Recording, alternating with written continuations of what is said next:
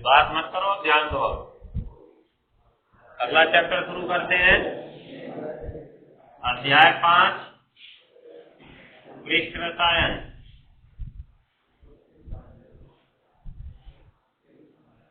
पृष्ठ रसायन, surface chemistry, बात नहीं।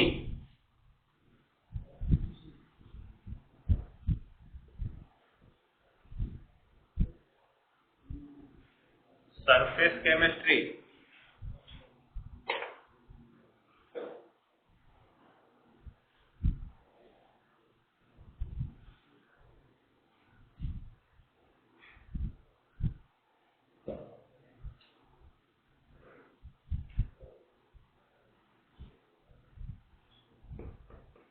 हो गया।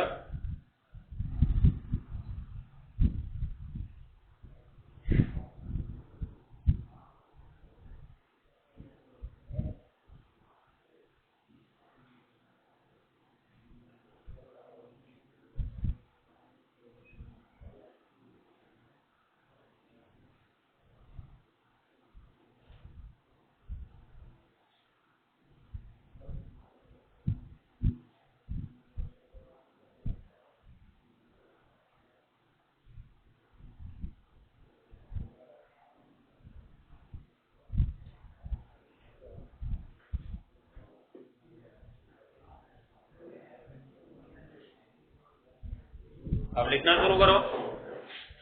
अभी देखो, इस चैप्टर का नाम है पृष्ठ रसायन, अर्थात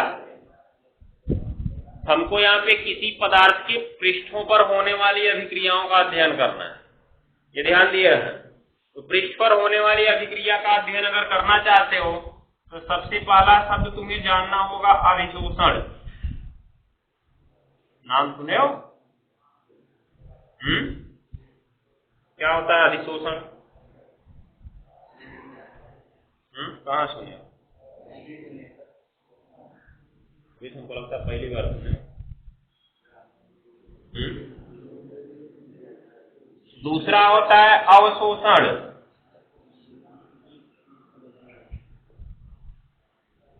ये दो चीजें हैं, ध्यान देना। इन दोनों में मुख्य अंतर क्या है? ये एक पदार्थ है और अगर हम कोई दूसरा पदार्थ ले आ रहे हैं इसके पास, तो अगर ये इसके बीच में चला गया तब ये प्रक्रिया हो जाएगी, अर्थात अवशोषण हो जाएगा। और बीच में नहीं जा पाया, ऊपर ऊपर ही चिपक गया, तब क्या हो जाएगा? अधिशोषण हो जाएगा। ठीक है, तो मुख्य अंतर यही है। अवशोषण में जो पदार्थ होता है वो दूसरे पदार्थ के भीतर अर्थात जालक में चला जाता है। कहाँ चला जाता है? जालक में। जबकि अधिशोषण में जालक में न जाकर उसके पृष्ठ पर ही एकत्रित हो जाता है। तो समझ चुके होंगे हमको इस चैप्टर में किसका अध्ययन करना है? किसका अध्ययन करना है? अधिशोषण का अध्ययन करना है, क्योंकि हम पृष्ठ का अध्ययन कर रहे हैं ना। जालक का अध्ययन हमको नहीं करना है, पृष्ठ का अध्ययन करना था। पृष्ठीय क्रियाओं का अध्ययन करना है, मतलब जो पृष्ठ पर चिपकेगा उसका अध्ययन करना है। जैसे तुमने देखा होगा चुंबक, चुंबक ले लो और लोहे की छीलन ले लो, मतलब लोहे के छोटे छोटे टुकड़े ले लो। उसके पास चुंबक को ले जाओगे तो देखोगे कि चुंबक पर जो टुकड़े होते हैं, मारेंगे भी बत्ती से अंदर घुस जाएगी चुंबक। जो लोहे के छोटे टुकड़े होते हैं वो चुंबक की सतह पर चिपक जाते हैं। क्या कभी ऐसा होता है कि वो लोहे की जो छीलन है अर्थात टुकड़े हैं वो चुंबक के अंदर घुस जाएं? कभी ऐसा नहीं होता है, वो केवल उसकी सतह पर चिपकते हैं। अर्थात ये अभिक्रिया अधिशोषण की है। अब वो किस कारण से हुई? चुंबक ने लोहे को अपनी ओर आकर्षित किया, अर्थात जो हमारा पदार्थ था और जो दूसरा अधिशोषित होने वाला पदार्थ था, दोनों के बीच एक आकर्षण बल काम किया। अर्थात किसी न किसी बल के कारण ही अधिशोषण की प्रक्रिया होगी। अब वो बल अगर भौतिक बल है तो भौतिक अधिशोषण होगा, रासायनिक बल है तो रासायनिक अधिशोषण होगा। दोनों को पढ़ना है, दोनों में अंतर पढ़ना है, समझ गए? और इस अधिशोषण को प्रभावित करने वाले कारक क्या हैं, इसको अध्ययन करना है। बीच का तुम्हारा दो खंड हटा दिया है, एक उत्प्रेरण और एक एंजाइम उत्प्रेरण। जो एंजाइम उत्प्रेरण फिक्स क्वेश्चन था उसको हटा दिया है, बस बचा है यहाँ से तुम्हारा। वैसे भी यहाँ पे एंजाइम उत्प्रेरण पढ़े चाहे ना पढ़े, हम आगे देखो संभवतः जाएंगे तो वहां से खंड नहीं हटाया होगा, तो लास्ट में जैव अणु में हम फिर से एंजाइम पढ़ेंगे। तो पहले हम लोग एंजाइम दो दो बार पढ़ते हैं, लेकिन अब की बार एक बार हटा दिया, बस लास्ट में जाके शायद हमको पढ़ना है, हो सकता है वो भी हटा दिया। समझ गए? अब अगला बचता है इसमें कोलाइडी अवस्था। कोलाइडी अवस्था, कोलाइडी विलयन, उसी के अंतर्गत आते हैं द्रव स्नेही द्रव विरोधी। और द्रव स्नेही द्रव विरोधी कोलाइडों का गुण होता है टिंडल प्रभाव, स्वर्ण संख्या और एक था ब्राउनी गति, ठीक है, और उड़नमान। इन चार को हमको पढ़ना है, बाकी चीजें हटा दी गई है। तो मान के चलो ये जो तुम्हारा चैप्टर है ये भी मैक्सिमम 10 से 12 दिन चलने वाला है, तो अगले हफ्ते पुनः टेस्ट होने की संभावना है, याद रखते रहना। इस संडे को टेस्ट होगा, फिक्स से बदलाव नहीं होगा, जिसको आना होगा वो आएगा, जिसको नहीं आना होगा वो नहीं आएगा। इसीलिए हम टेस्ट संडे को रखेंगे, तुम्हारी पढ़ाई नहीं बर्बाद हो। नहीं तो जिस दिन टेस्ट रख दिए उस दिन आधे ज्यादा लोग गायब, मूड नहीं करता है तो क्लास पढ़ा देते हैं। संडे को होगा तो हमको टेस्ट लेना ही लेना, चाहे 2 लोग आओ चाहे 4 लोग आओ, जिम्मेदारी तुम्हारी बनती है। तुम पढ़ना चाहते हो कि नहीं पढ़ना चाहते, याद रखते रहना। तो आगे हम लोग शुरू करते हैं पृष्ठ रसायन। तो पहले हेडिंग ही लिखो, पृष्ठ रसायन क्या है। पृष्ठ रसायन क्या है, हेडिंग है पृष्ठ रसायन।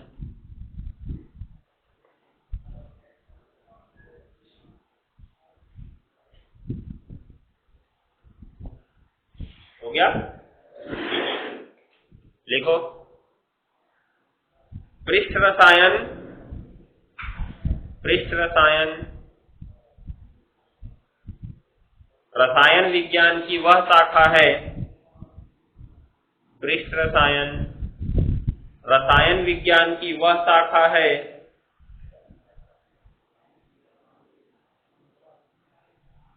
पृष्ठ रसायन रसायन विज्ञान की वह शाखा है जिसके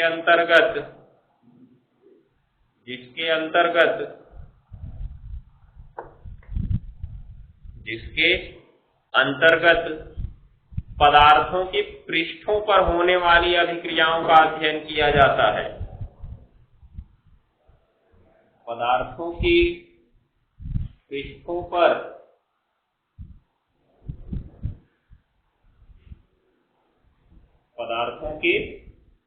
पर होने वाली क्रियाओं का अध्ययन किया जाता है।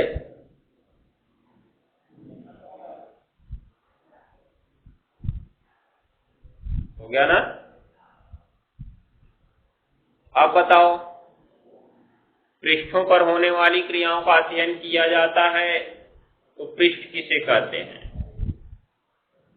पृष्ठ किसे कहते हैं?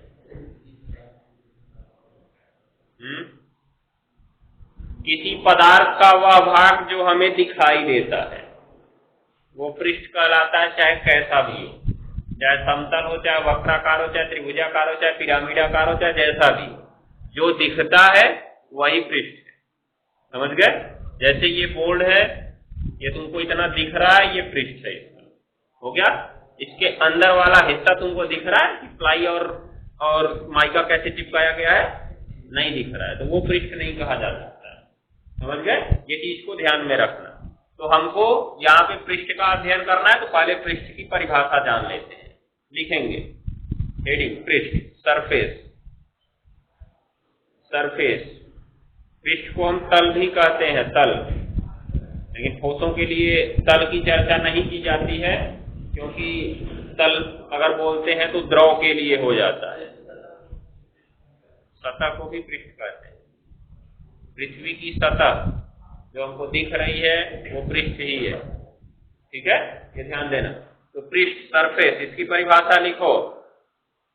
किसी पदार्थ का वह भाग जो हमें दिखाई देता है पृष्ठ कहलाता है। किसी पदार्थ का वह भाग जो हमें दिखाई देता है पृष्ठ कहलाता है।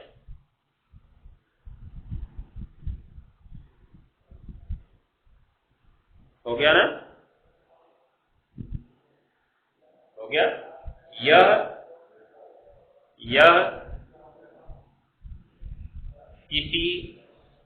यह किसी पदार्थ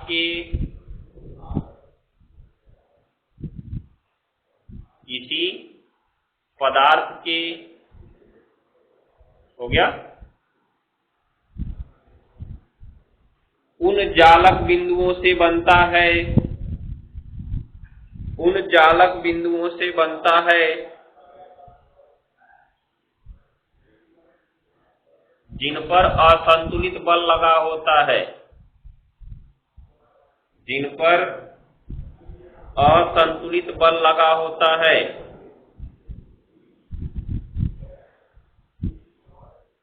हो गया। इसी असंतुलित बल का कारण अधिशोषण की प्रक्रिया है। इसी असंतुलित बल का कारण अधिशोषण की प्रक्रिया है। या एक मिनट ऐसे लिखना, इसी असंतुलित बल के कारण लिखना, बल के कारण अधिशोषण की प्रक्रिया होती है। इसी असंतुलित बल के कारण अधिशोषण की प्रक्रिया होती है। हो गया ना? तो अब देख रहे होगे, जैसे हम चर्चा कर लेते हैं, ये एक पदार्थ है, दिख रहा है? इसमें कुछ अणु इस प्रकार से हैं।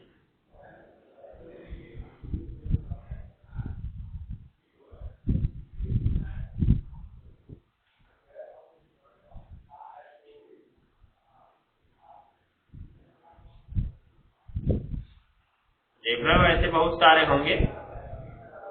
इसमें पृष्ठ का निर्माण कौन से अणु कर रहे हैं?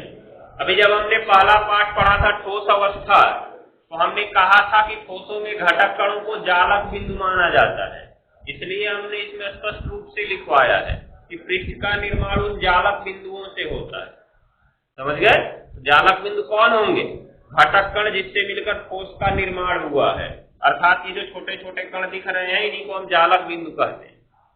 अब इसमें कौन से पृष्ठ का निर्माण कर रहे हैं? जो ये किनारे किनारे दिख रहे हैं, सारे के सारे पृष्ठ का निर्माण कर रहे हैं। क्योंकि जब तुम इस पदार्थ को देखोगे तो तुमको ये एरिया दिखेगा, ये दिखेगा, ये दिखेगा और ये दिखेगा। अरे ये कोई तुम्हारा आयत नहीं बना है कि कुल दिख रहा है उसमें। ये प्रकार का हिस्सा ये दिखाई दे रहा है, ये इस तरह से दिख रहा है। ये हिस्सा दिखा केवल ऊपर वाला, इधर से ऊपर वाला दिखा, इधर से भी ऊपर वाला दिखा, इधर से भी दिखा और इधर से भी दिखा।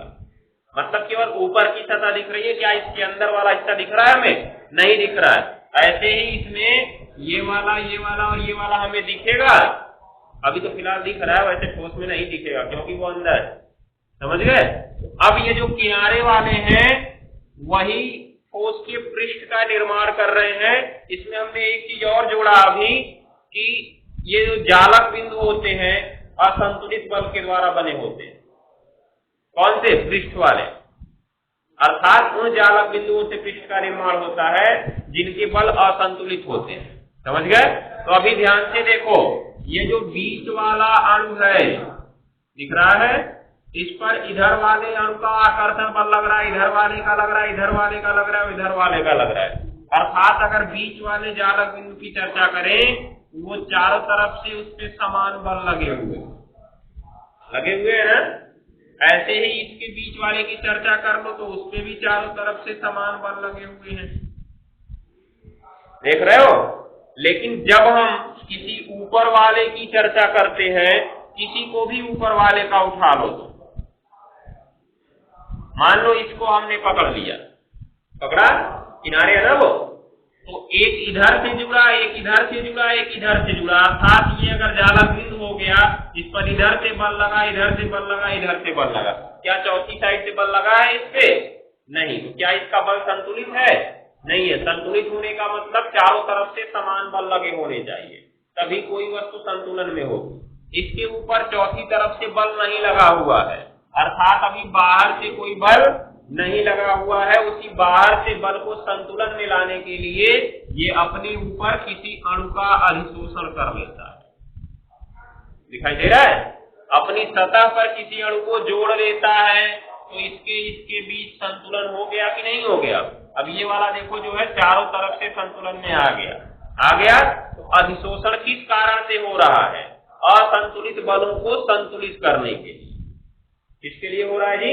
असंतुलित बलों को संतुलित करने के लिए। तो यहाँ से तुम अधिशोषण की एक सामान्य परिभाषा बना सकते हो कि अधिशोषण वह प्रक्रिया है जिसमें ये पदार्थ के पृष्ठ पर उपस्थित जालक बिंदु अपने असंतुलित बल को क्या करते हैं? संतुलित करते हैं। हो गया ना? या ऐसे कह सकते हो, जालक बिंदुओं के असंतुलित बलों को संतुलित करने की प्रक्रिया क्या कहलाती है? अधिशोषण कहलाती है। मतलब हमारा मूल नियम निकल के यही आता है कि असंतुलित बलों को क्या करना है? हमें संतुलित करना है। अब तुम उसकी परिभाषा चाहे जैसे भी बोल दो, यही अधिशोषण है। हो जाएगा? तो पहला तो एक हमारा साधारण परिभाषा बनेगा जो हमें देखने से लगेगा कि किसी पदार्थ की सतह पर दूसरे पदार्थ का चिपकना अधिशोषण कहलाता है। ये भी तो हो सकता है परिभाषा, क्योंकि ये पदार्थ है, इसकी सतह पर दूसरा पदार्थ आके चिपक रहा है। तो किसी पदार्थ की सतह पर दूसरे पदार्थ का चिपकना क्या कहलाता है? अधिशोषण कहलाता है। दूसरा बल बन गया कि किसी पदार्थ के पृष्ठ पर उपस्थित जालक बिंदुओं के असंतुलित बल को संतुलित करने की प्रक्रिया क्या कहलाती है? अधिशोषण कहलाती है। अब इसी असंतुलित बल का संतुलन दो प्रकार से हो सकता है। एक तो भौतिक रूप से वान डर वाल्स बल लग सकता है, या तो ऐसा भी हो जाए इनके बीच कोई आयनिक बंध बन जाए।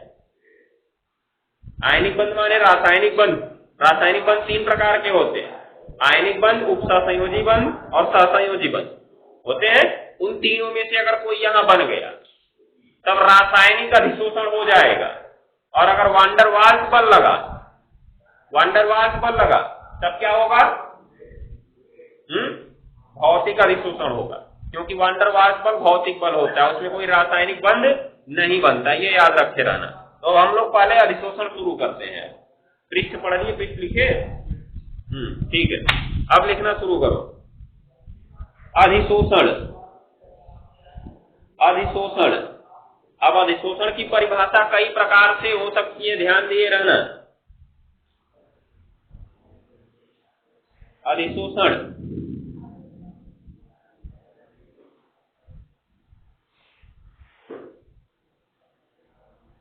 हो गया ना?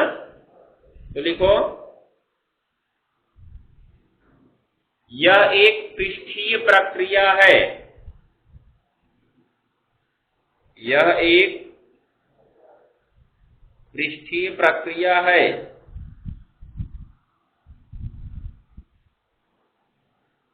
पृष्ठीय प्रक्रिया है।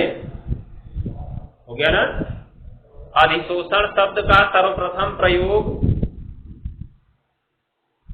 अधिशोषण शब्द का सर्वप्रथम प्रयोग कैसर ने किया था। नाम है इनका, कैसर ने किया था। केसर भी कह सकते हो।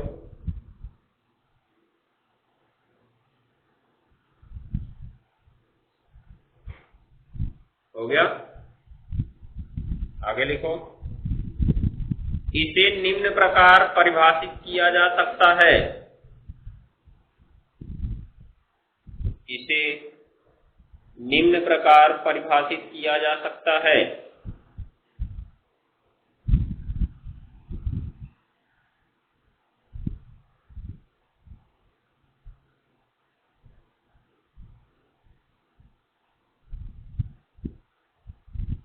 हो गया? तो लिखो, कॉमा इन्वर्टेड कॉमा में, कॉमा इन्वर्टेड कॉमा में लिखो, किसी पृष्ठ पर उपस्थित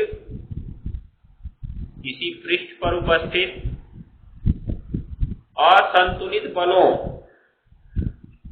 किसी पृष्ठ पर उपस्थित असंतुलित बलों किसी पृष्ठ पर उपस्थित असंतुलित बलों, हो गया ना, के कारण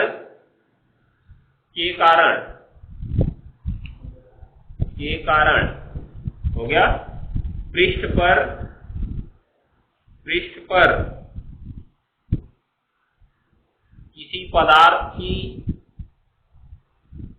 किसी पदार्थ की, हो गया सांद्रण परिवर्तन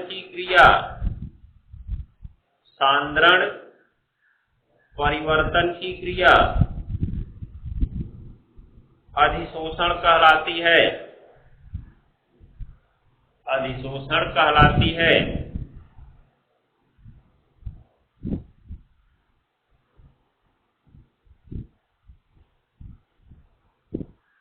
हो गया ना। अब देख सकते हो इधर, क्योंकि ये पदार्थ का पृष्ठ था, अभी यहाँ पे कुछ नहीं था ना, दिखाई दे रहा है, लेकिन जब अधिशोषण शुरू हुआ तो कुछ कण इसके ऊपर आकर जुड़ गए।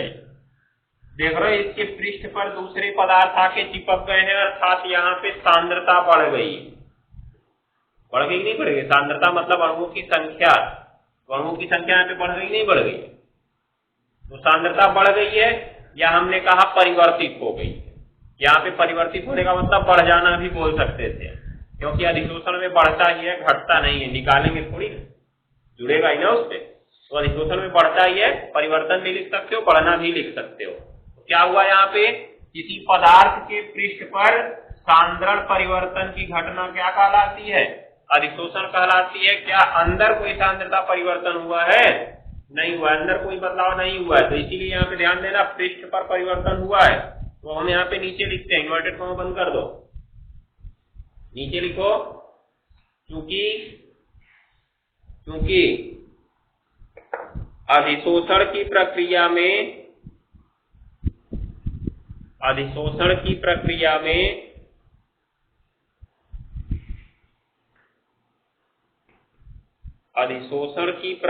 में हो गया पदार्थ के पृष्ठ पर उपस्थित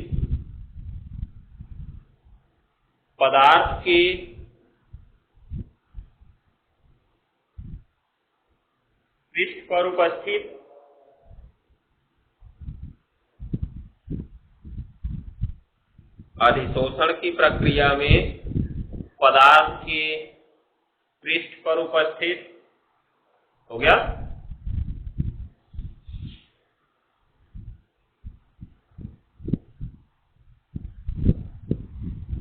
जालक बिंदुओं के असंतुलित बलों के कारण, जालक बिंदुओं के असंतुलित बलों के कारण, जालक बिंदुओं के असंतुलित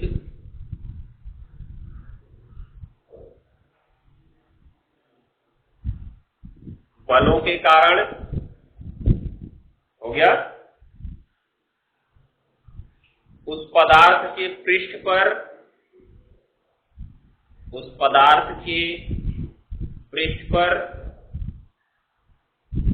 किसी दूसरे पदार्थ के अणु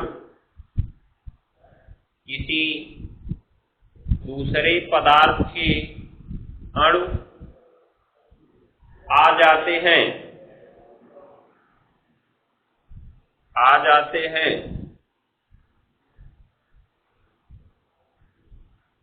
जो असंतुलित बलों को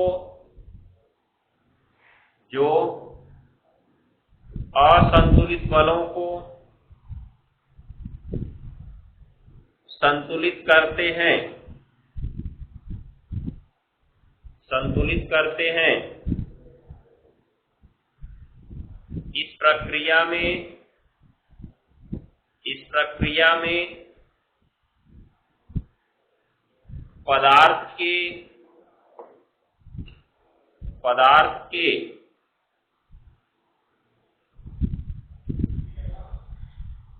गया।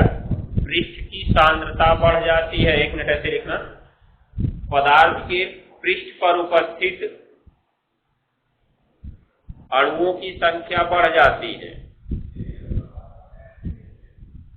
अणुओं की संख्या बढ़ जाती है।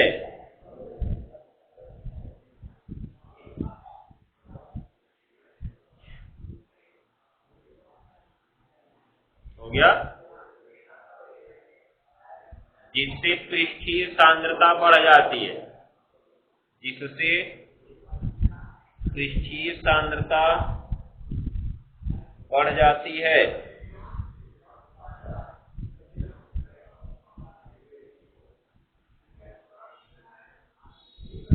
हो गया। चलो, तो ऊपर अधिशोषण की परिभाषा हो गई, नीचे अधिशोषण को समझा दिया गया कि कैसे होता है। अधिशोषण को एक साधारण परिभाषा के रूप में लिख लेते हैं, नीचे लिखो। अधिशोषण को निम्न प्रकार भी परिभाषित किया जा सकता है। अधिशोषण को निम्न प्रकार भी परिभाषित किया जा सकता है।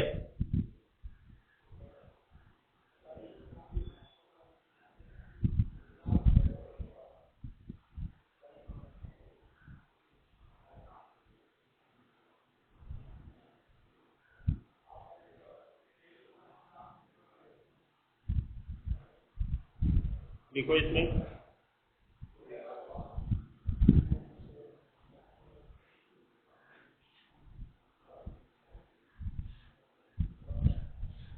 अधिशोषण को निम्न प्रकार भी परिभाषित किया जा सकता है। नीचे परिभाषा लिखो।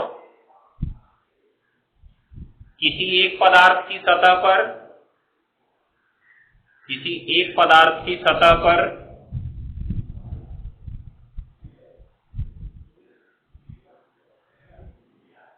दूसरे पदार्थ का एकत्रित होना, किसी एक पदार्थ की सतह पर दूसरे पदार्थ का एकत्रित होना अधिशोषण कहलाता है, अधिशोषण कहलाता है। किसी एक पदार्थ की सतह पर दूसरे पदार्थ का एकत्रित होना अधिशोषण कहलाता है। जो परिभाषा सही लगे लिख सकते हो। हो गया ना। चलो, नीचे एक indicate point, indicate point important है। अधिशोषण की प्रक्रिया में, या हेडिंग के रूप में लिख लो पहले, अधिशोषक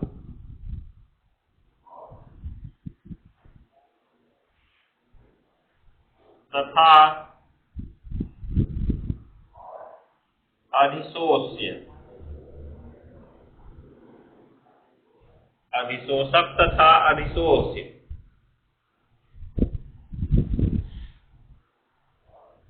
हो गया। इसे बोलते हैं एडजॉर्बेंट, ADSORBENT,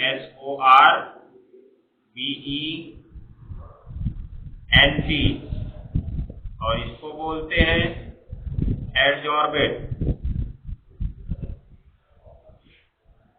नोट कर लो, अंदर लिखते हैं परिभाषा इसकी।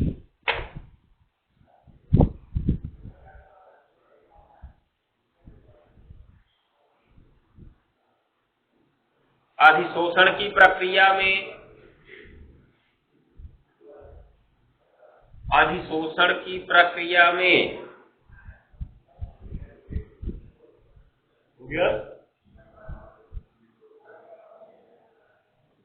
अधिशोषण की प्रक्रिया में, हो गया।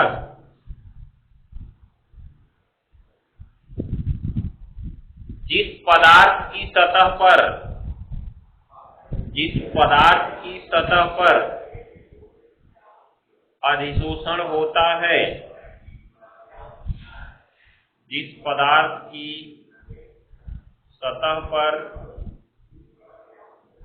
अधिशोषण होता है जिस पदार्थ की सतह पर अधिशोषण होता है,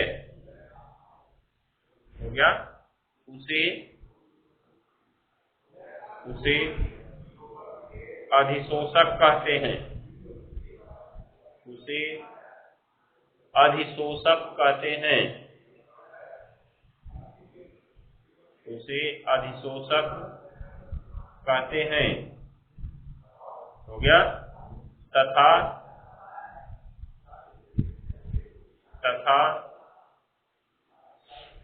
जो पदार्थ अधिशोषित होता है, तथा जो पदार्थ अधिशोषित होता है, उसे अधिशोष्य कहते हैं। उसे अधिशोष्य कहते हैं। जैसे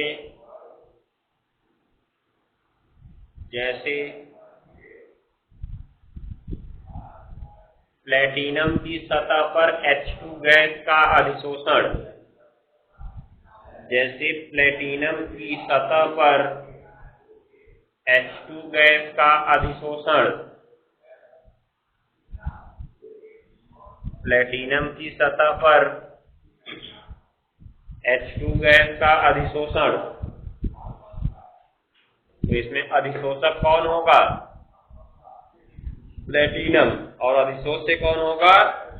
हाइड्रोजन, H2 गैस। हो गया ना। इसी प्रकार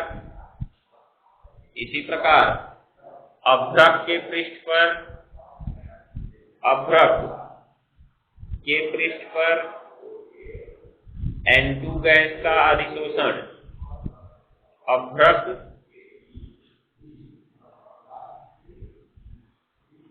के पृष्ठ पर N2 गैस का अधिशोषण। पहला वाला कहीं सुने थे अभी हम लोग? पहला वाला कहीं पढ़े थे?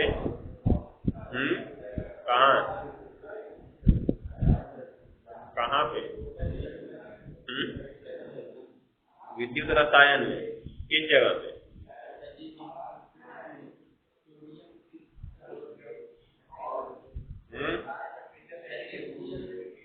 SHE में पढ़ाए थे। जब SHE पढ़ा रहे थे, स्टैंडर्ड हाइड्रोजन इलेक्ट्रोड, मानक हाइड्रोजन इलेक्ट्रोड, उसमें जो हमारी छड़ लगी थी, उसमें प्लेटिनम जाली के ऊपर H2 गैस का अधिशोषण कराया गया था। चलो ठीक, ये तुम्हारा हो गया अधिशोषण। उसका उदाहरण कुछ जान लिए। अब दूसरा लिखते हैं विशोषण। हेडिंग नीचे, विशोषण।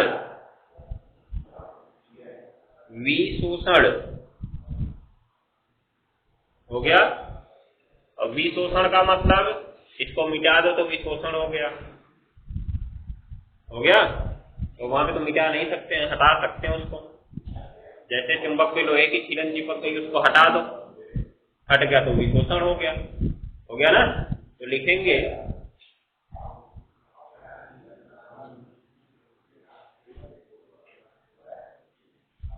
अधिशोषक पदार्थ के पृष्ठ से, अधिशोषक पदार्थ के पृष्ठ से,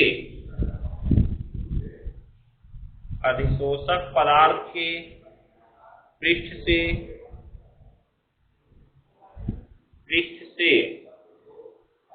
अधिशोषित पदार्थों को हटाना। अधिशोषक पदार्थ के पृष्ठ से अधिशोषित पदार्थों को हटाना। अधिशोषित पदार्थों को हटाना हो गया, विशोषण कहलाता है। विशोषण कहलाता है। विशोषण कहलाता है। हो गया ना। बस अब लिख लो अवशोषण। अवशोषण, अवशोषण। अभी अधिशोषण पढ़े थे। अब पढ़ना है अवशोषण। देखो दोनों की स्पेलिंग में केवल डी और बी का अंतर होता है, जिसे बोलते हैं एब्सॉर्प्शन और उसे बोलते हैं एडसॉर्प्शन। ठीक है, ये ध्यान देना। अब इसमें लिखते हैं, देखो अधिशोषण की परिभाषा, ये अवशोषण की परिभाषा, वह प्रक्रिया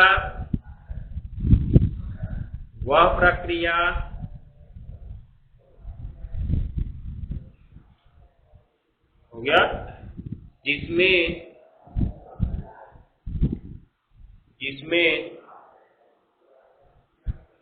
हो गया कोई पदार्थ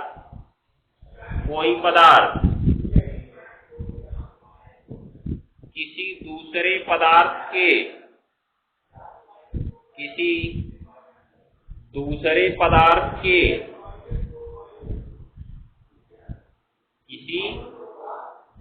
पदार्थ के जालक में प्रवेश कर जाता है।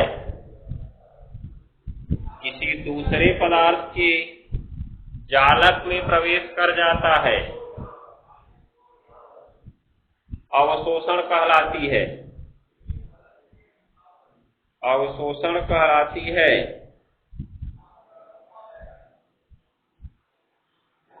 हो गया ना?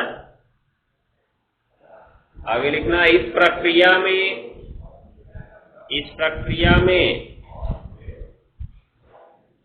हो गया, इस प्रक्रिया में पदार्थ की सांद्रता प्रत्येक जगह समान रहती है। पदार्थ की सांद्रता प्रत्येक जगह समान रहती है। हो गया ना? जैसे देखो, जब हमने अधिशोषण पढ़ा, अधिशोषण में क्या देखा कि जो नया आने वाला अणु है केवल कहाँ पे चिपक रहा है? सतह पर चिपक रहा है। तो अंदर कहीं सांद्रता में कोई परिवर्तन हुआ? नहीं हुआ। जबकि अवशोषण में क्या होता है, वो अंदर चला जाता है जितने खाली स्थान होते हैं। यही खाली स्थान में ही तो जा सकता है वो। दिखाई दे रहा है? तो अब इसमें तुम कोई भी हिस्सा उठा के चेक कर लो, उसकी सांद्रता समान ही रहने वाली है। जैसे इधर इतना हिस्सा उठा के चेक करो और इधर इतना हिस्सा उठा के चेक करो, देखो दोनों सेम दिख रहा है, नहीं दिख रहा है? इसके जालक के बीच में भी उतने ही अणु हैं, इसके जालक के बीच में भी उतने अणु हैं और जालक अणु इतने ही दिख रहा है। ये प्रकार से कोई भी हिस्सा उठा लोगे, हर जगह की सांद्रता क्या होगी? समान होगी। लेकिन जो अधिशोषण हुआ था, अधिशोषण में तो सांद्रता केवल ऊपर ही बढ़ी थी। अगर हम इतना उठा लेते तो उसमें कोई परिवर्तन हुआ था? नहीं हुआ था। अर्थात जालक के बीच में कोई परिवर्तन नहीं हुआ था अधिशोषण में, केवल पृष्ठ पर परिवर्तन हुआ था। जबकि अवशोषण में हर जगह परिवर्तन हो जाता है। क्यों? क्योंकि जो पदार्थ है उसके जालक में प्रवेश कर गए और जालक में जितने खाली स्थान मिलेंगे सब जगह पे समाहित हो जाएंगे। जाहिर सी बात है, जालक में खाली स्थान हर जगह पे समान होंगे ना? देख रहे हो यहाँ पे जो खाली स्थान मिल रहा है हर जगह पे है ना? दिख रहा है, नहीं दिख रहा है? तो हर जगह पे वो अणु चले जाएंगे, इसलिए सांद्रता हर जगह बढ़ जाएगी। हो जाएगा? तो अधिशोषण और अवशोषण में यहाँ से हमको कई सारे अंतर भी मिल गए होंगे। मिले नहीं मिले? पहला, पृष्ठ पर जाता है, इसमें जालक में जाता है। दूसरा, सांद्रता केवल पृष्ठ पर बढ़ती है और इसमें सभी जगह पर बढ़ती है। अधिशोषण का विशोषण करना आसान है, लेकिन अवशोषण का विशोषण करना आसान नहीं है। क्यों जी? क्योंकि सतह पर चिपका है, आसानी से हटा सकते हो ना? लेकिन जब उसके जालक के अंदर प्रवेश कर गया तो क्या आसानी से निकाल सकते हो उसको बाहर? नहीं निकाल सकते हैं। तो अभी देखो, इसको हम एक बार अंतर हेडिंग के रूप में भी पढ़ रहे हैं, पूछा जाता है, ये ध्यान दिए रहना। तो अभी लिखो आगे, कहां तक लिखे? हाँ, तो बस हेडिंग लिख लो नीचे। अब अधिशोषण तथा अवशोषण में अंतर। अधिशोषण तथा अवशोषण में अंतर।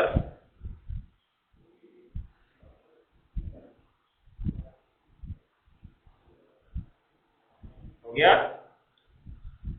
अब दो कॉलम बना लो, एक में लिखो अधिशोषण, एक में लिखो अवशोषण। 5-6 लाइन का बनाना, अभी ज्यादा नहीं। इसमें लिखो अधिशोषण वाले में, और दूसरे में लिखना अवशोषण।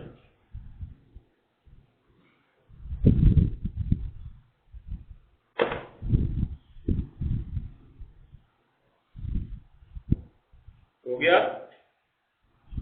अब अंतर लिखना शुरू करो।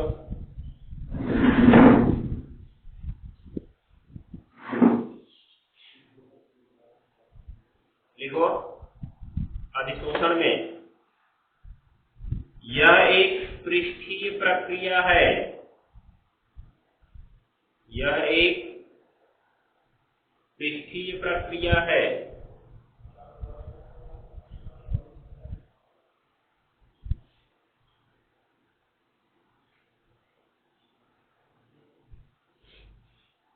हो गया जी।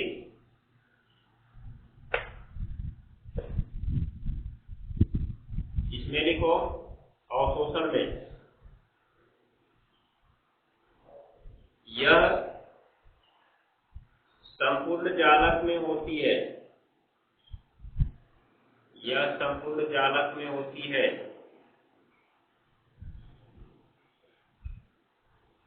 हो गया ना। अब अधिशोषण में दूसरा नंबर लिखो, अधिशोषण में दूसरा नंबर। इसमें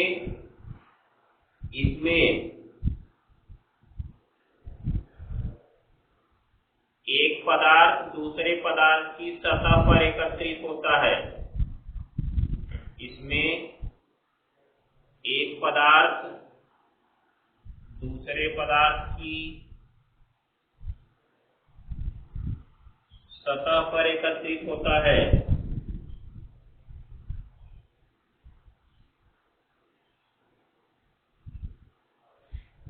इसमें एक पदार्थ दूसरे पदार्थ की सतह पर एकत्रित होता है।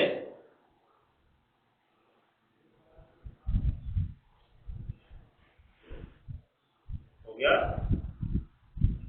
इसमें लिखना अवशोषण में दूसरा नंबर। इसमें एक पदार्थ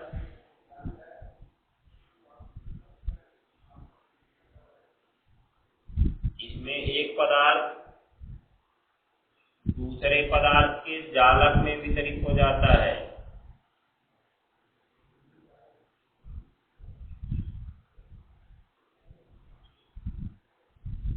इसमें एक पदार्थ दूसरे पदार्थ के जालक में वितरित हो जाता है।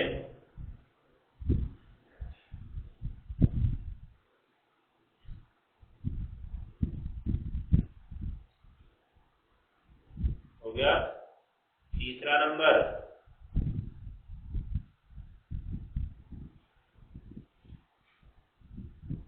अधिशोषण प्रारंभ में तेजी से होता है। अधिशोषण प्रारंभ में तेजी से होता है।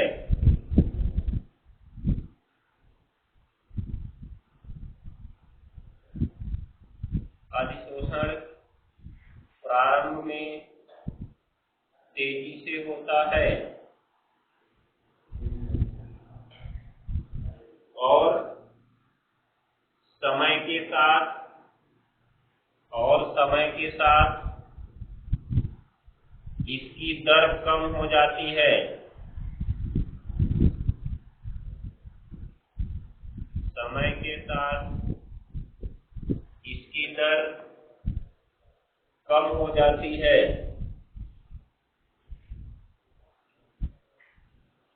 समय के साथ इसकी दर कम हो जाती है। अवशोषण में लिखो यह लगभग समान गति से होता है।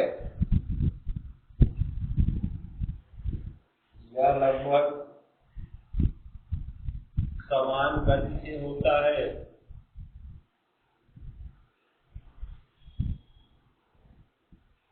यह लगभग समान गति से होता है, परंतु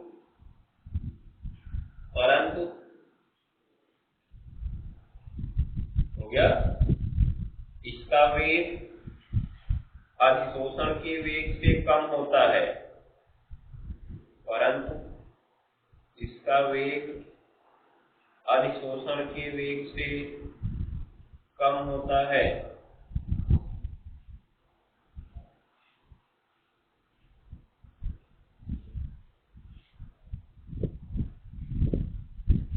परंतु इसका वेग अधिशोषण के वेग से कम होता है। हो गया, बस। हाँ, अगला पॉइंट लिख लो।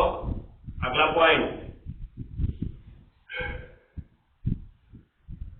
अधिशोषण वाले में लिखना, इस प्रक्रिया में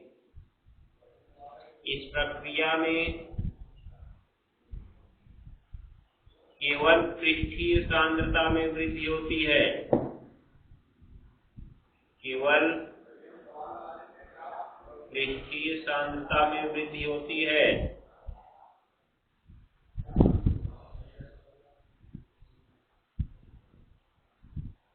केवल पृष्ठीय सांद्रता में वृद्धि होती है। हो गया, इसमें लिखना, अवशोषण में, इस प्रक्रिया में पदार्थ के संपूर्ण जालक, इस प्रक्रिया में पदार्थ के संपूर्ण जालक की सांद्रता में वृद्धि होती है।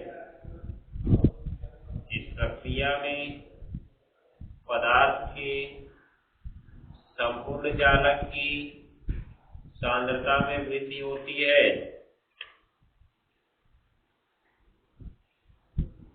हो गया, अगला पॉइंट लिख लो।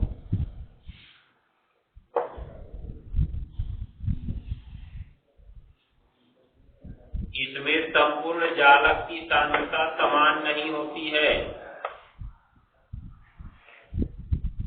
इसमें संपूर्ण जालक की सांद्रता समान नहीं होती है।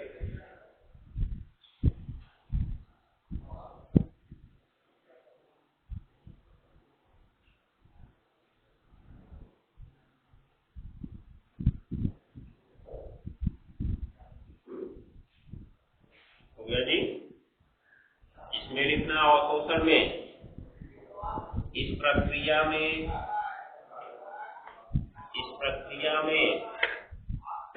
संपूर्ण जालक की सांद्रता समान रहती है। इस प्रक्रिया में संपूर्ण जालक की सांद्रता समान रहती है। बस बाकी चीजें होंगी अब कल।